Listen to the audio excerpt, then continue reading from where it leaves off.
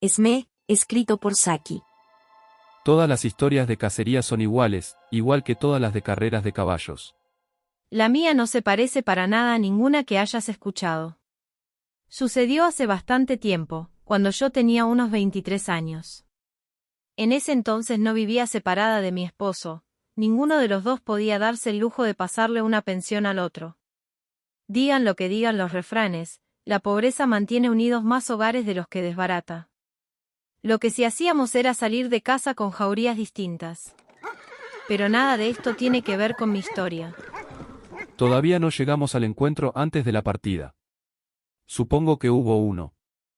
Claro que sí. Estaban todos los de siempre, especialmente Constance Brody.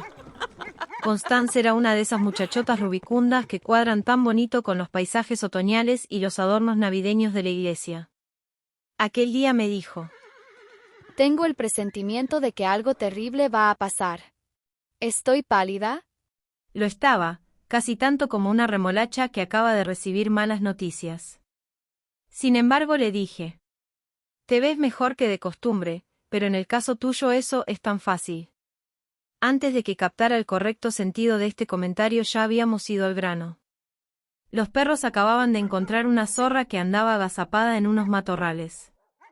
Ya lo sabía. En todas las historias de cacería de zorras siempre hay una zorra y unos matorrales. Constance y yo íbamos bien montadas, arrancamos adelante, en el último trecho se nos perdió la pista de los perros y acabamos vagando a paso de tortuga por ahí, lejos de todas partes. La cosa era bastante exasperante y el genio se me iba agriando poco a poco, cuando, después de dar por fin con un amable seto que nos dejó pasar, nos alegramos de ver unos perros que corrían ladrando por la hondonada que había justo abajo. Allá van. En nombre de Dios. ¿A qué le están ladrando? Es una hiena, exclamé yo. Seguro se escapó del parque de Lord Pabham. En ese instante la bestia acorralada se volvió para enfrentarse con sus perseguidores, y los perros, que no pasaban de una docena, la rodearon en semicírculo y pusieron cara de estúpidos. Era evidente que se habían separado del resto para seguir aquel rastro anómalo, y no estaban muy seguros de cómo tratar la presa ahora que la tenían asediada. La hiena saludó nuestra llegada con claras efusiones de alivio y amistad. A lo mejor estaba acostumbrada a una bondad pareja por parte de los hombres, mientras que su primera experiencia con una jauría le había dejado un mal sabor. Los perros parecieron turbarse más que nunca cuando la presa hizo alarde de su instantánea amistad con nosotras, y aprovecharon el débil toque de un cuerno en la distancia a manera de excusa bienvenida para partir con discreción. Constance, la hiena y yo quedamos solas a la luz del crepúsculo. ¿Ahora qué vamos a hacer? ¿Qué preguntona eres? Bueno, no podemos quedarnos toda la noche aquí con una hiena. Ignoro que entiendes tú por comodidad, le dije, pero a mí no se me ocurriría pasar aquí toda la noche, así no hubiera hiena. El mío puede ser un hogar desdichado, pero al menos tiene instalación de agua fría y caliente, servicio doméstico y otras conveniencias que aquí no vamos a encontrar. Mejor vamos hasta esos árboles que hay a la derecha, me figuro que el camino de Crowley queda ahí detrás. Trotamos despacio por un camino angosto en la que había vestigios de huellas de carreta, con la bestia pisándonos dichosa los talones. ¿Qué diantres vamos a hacer con la hiena? ¿Qué se hace por lo general con una hiena? Jamás tuve nada que ver con una hiena. Tal vez podamos llamarla Esme. La luz todavía alcanzaba para distinguir los objetos al borde del camino, cuando nos topamos con un gitanito andrajoso que recogía moras de un zarzal. La repentina aparición de un par de amazonas y una hiena lo hizo salir gritando. De todos modos no habría sido mucha la información geográfica que hubiéramos podido entresacar de aquella fuente, pero existía la posibilidad de encontrar más adelante un campamento de gitanos. Seguimos cabalgando esperanzadas, pero sin novedad durante más o menos otra milla. Me pregunto qué hacía el niño allí. Estaba recogiendo moras. Nada más patente. No me gustó la forma en que gritó. Es como si el gemido me siguiera sonando en los oídos. No reprendí a Constance por esas mórbidas fantasías. A decir verdad, la misma sensación de ser perseguida por un gemido pertinaz y molesto había venido royéndome los nervios, ya de por sí crispados.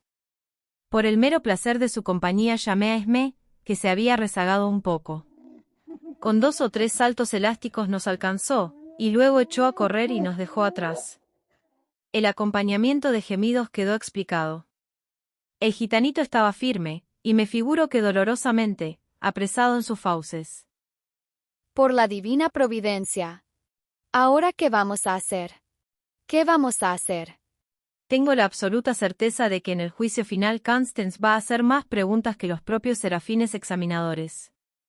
Por mi parte, hice todo lo que se me vino a la cabeza en aquel momento. Bramé, increpé y supliqué en inglés, en francés y en el idioma de los guardabosques, di fustazos ridículos e inútiles al aire, le arrojé a la bestia mi fiambrera. No sé, de veras, qué más pude haber hecho. De pronto Esmé saltó a un lado y se perdió entre unos arbustos tupidos, fuera de nuestro alcance. El lamento se convirtió en un alarido que se cortó en seco. Acostumbro pasar rápidamente por esta parte de la historia, porque en realidad es bien horrible.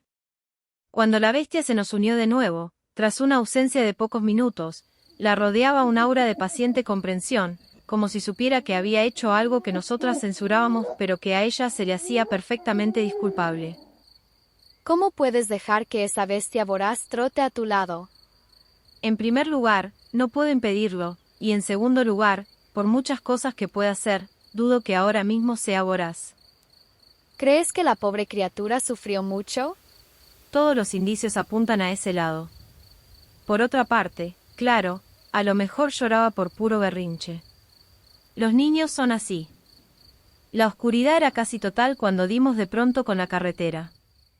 En ese mismo instante el destello de unas luces y el ruido de un motor nos pasaron rozando a una distancia de veras inquietante. Un segundo después fueron seguidos por un golpe seco y un ruido vivo y destemplado. El automóvil se detuvo, y cuando llegué al lugar del accidente encontré a un hombre sobre un oscuro bulto inerte tirado al borde de la carretera. Usted mató a mi Esmé. Lo siento muchísimo. Soy criador de perros, así que sé lo que estará sintiendo. Haré lo que pueda por reparar el daño. Entiérrelo ahora mismo, por favor.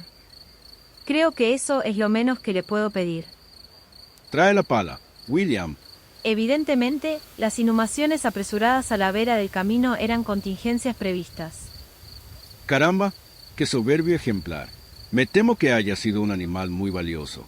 Ganó el segundo premio en la categoría de cachorros el año pasado en Birmingham. Mire, sencillamente tiene que permitirme hacer algo a modo de compensación. Me rehusé con suavidad, pero, como insistiera, le di mi dirección. Por supuesto, guardamos silencio respecto a los primeros episodios de aquella tarde. Lord Pabham nunca dio aviso de la pérdida de su hiena. 1 año o 2 atrás, cuando un animal estrictamente frugívoro se extravió de su parque, se vio en la obligación de pagar indemnizaciones por 11 casos de ataques a ovejas y prácticamente tuvo que surtir de nuevo todos los gallineros de la vecindad, de modo que una hiena fugitiva le habría significado un desembolso del tamaño de un subsidio gubernamental. Los gitanos se mostraron igualmente recatados acerca de la desaparición de su vástago. No me figuro que en los grandes campamentos lleven la cuenta exacta de cuántos niños tienen. Con todo, la aventura tuvo un corolario.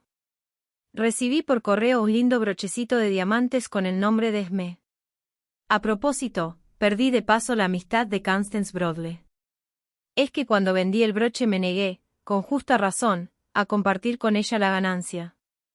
Le señalé que la parte del asunto relacionada con Esmé era de mi propia invención, y la de la hiena era cosa de Lord Pabham, si es que aquella hiena era en realidad suya, de lo cual, claro, no tengo prueba alguna.